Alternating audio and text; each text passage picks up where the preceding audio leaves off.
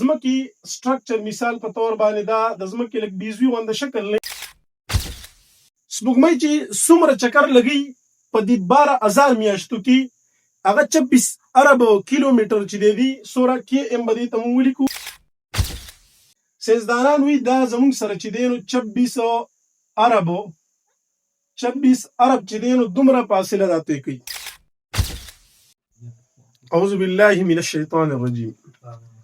ثم يعرج إليه في يوم كان مقداره 1000 سنة مما تعدون.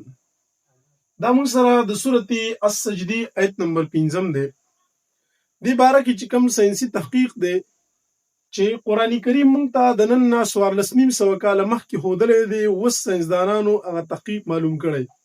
د هغې لږ غونته کې وضاحت کوو او دا معلومو چې قرآن کریم دا د ټول عالم د پاره کتاب دی او یقیني ده چې د دې نه بالکل اوړېدل په څه طریقې باندې ممکن نه دي. خامخا به سر د قرآن کریم ته د الله حکم ته کېښودل غواړي. دې آیت کریمه کې موږ سره دوه الفاظ دي، یو دی یوم او بل چې دی نو 1000 سنة مما تعدون دی. زمونږ کار به صرف د دې دوه لفظونو سره د یوم سره 1000 سنة سره. د یوم مطلب ورځ چې د نو بیا دا یوم کله د سترګې د ربط لپاره استعمالیږي عربی کې، کله عام طور چې موږ ورته ورځ وایو 24 غنټې چې دې ته ویل کېږي، خو عام طور دغه 24 غنټو ته ویل کېږي. 1000 سنة چې دی 1000 کاله. مطلب د آیت کریمه دا دی دا ملائک الله رب العزت ته په بره باندې خیږي، اسمان طرف ته خیږي، فی یومین په یو ورځ کې دی خیږي چې د هغې مقدار ستاسو په نسبت باندې 1000 کاله دی. اوس د ملائکو نوري مخلوق دی، د سپیډ اپ لایټ دا به موږ معلومو څنګه د دې آیت نه سیزدانانو معلوم څنګه کو هغه طریقه کار بخیو. یوم چې دی دا عام طور د دې اطلاق کیږي په 24 غنټو باندې. 24 غنټې چې دی نو دا یو ورځ ده. اوس 1000 سنة 1000 چې کوم کالونه دي نو عام طور په 1000 کالونو کې په یو کال کې 12 میاشتې زموږ سره 12 مهینې. اوس چې دی داسې حساب دی چې د 12 میاشتو کې چې کله موږ 1000 کاله کړو نو دا به د دې سره جوړ شي 12000 میاشتې به تی جوړ شي. دا 12000 میاشتې چې دي چې موږ سوره شمارو، دا 12000 میاشتې ملائکه دومره کارو په یو ورځ کې کوي، په 24 غنټو کې کوي. د ملائکو سپیډو د رڼا سپیډو ملائک چونکې نوري مخلوق ته نو موږ دا معلومول غواړو چې دا به موږ معلومو څنګه. راځي موږ د ځمکې سټرکچر مثال په تور باندې دا د ځمکې لږ بیزوي غونده شکل نه سټرکچر دا موږ جوړ کو. دا زمونږ دنیا دا ځمکه ده. د دې دلته کې معمولی وړوکې چې دا نو دا سپوږمۍ ده چې ګیر چاپیره تاسو ټول اوریدلی دي چې دا د ځمکې نه چکر لګي، په دې اندازه باندې دا ګرځي، ګیر چاپیره د ځمکې نه چکرونه لګي. دا سپوږمۍ چې دا عام طور باندې چې مونږ ته که مخکاره کېږي او مونږ پیژنو نو په یو میاشت کې دا چکر لګي. تاسو به اوریدلی ساینسدانان وایي دا په 29.5 ډیز په ورځو کې چې دی نو دا د دې نه ګیر چاپیره یو چکر خپل پوره کوي. نو عام طور باندې چې دا 29.5 ډیز ورځې چې دي په هغې کې خپل چکر خپل سیل سایکل چې دی نو هغه پوره کوي او د خپل مدار نه د خپل شیرز نه دا ګیر چاپیره چولي.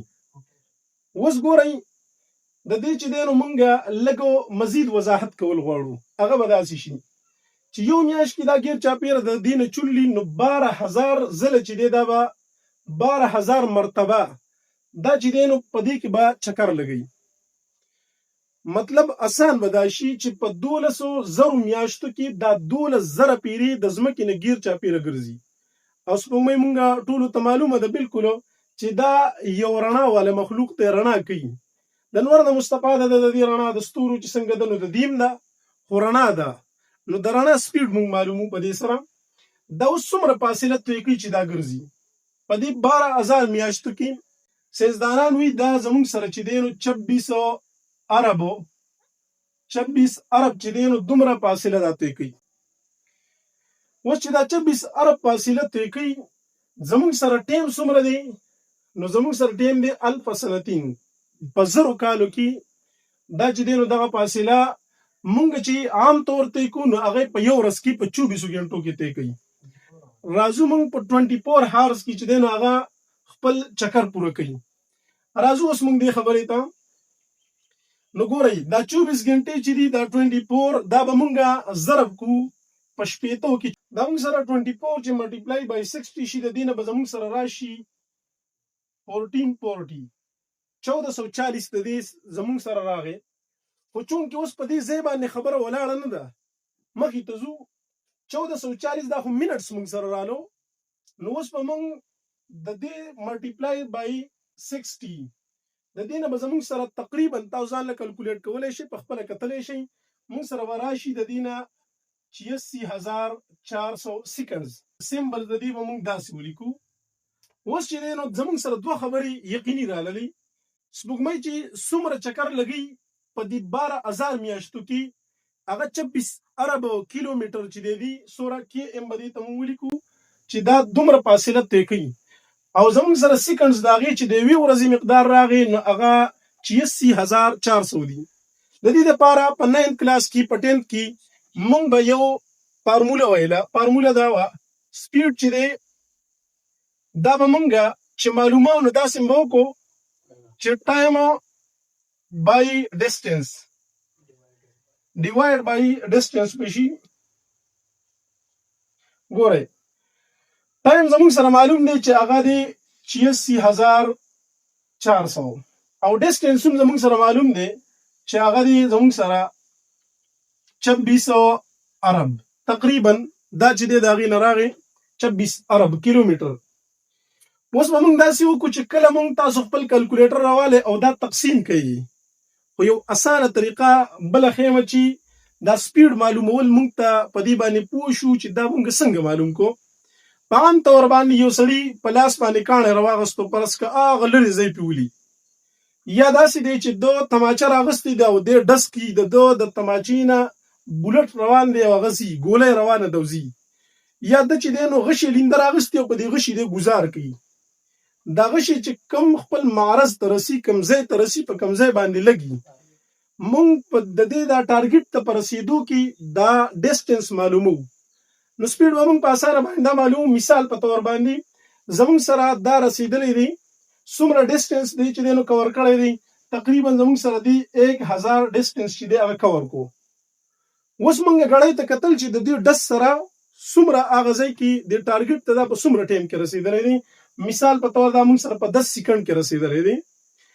اوس چې مونږ دا 1000 چې دی دا تقسیم کو د دې نه به زمونږ سره راشي 100 نو 100 کې ام پر سیکنډ چې دی دا د دې سپیډ شو د دې بولټو د دې غشي راښکلو د دې زمونږ سره سپیډ شو او دا مونږ هلته معلوم کړي دي.